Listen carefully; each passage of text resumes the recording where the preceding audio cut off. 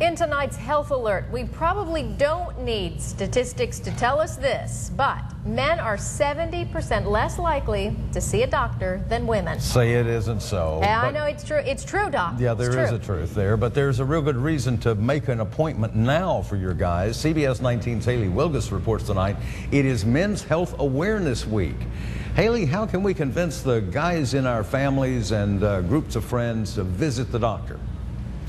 Well, Chuck, with Father's Day this weekend, a great way to tell Dad you love him is to let him know what health screenings he needs and to remind him how important it is to stay active. Bill Smoot may not look like a typical gym rat, but you can find him pumping iron almost every day. You've got to make it something you believe in and want to, and when you step out of the shower and look at yourself, you've got to be proud of the way you look. Doctors recommend at least 30 minutes of exercise most days a week. Smoot, a lifelong fitness fanatic, worries about the younger generation of men neglecting their health. TV has been the killer of exercise in our society.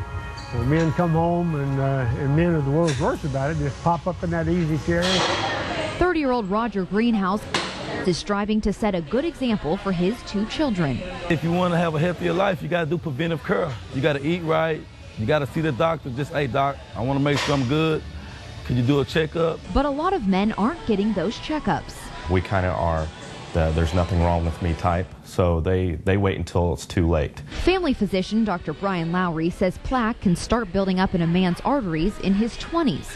So starting blood pressure and cholesterol checks early is important. And blood pressure and cholesterol are 2 of the main things we can treat to prevent a heart attack or stroke in the future. I'm a believer in going. People think, well, I'm not going to pay those doctors. It's a cheap price to pay for staying healthy and living a long time.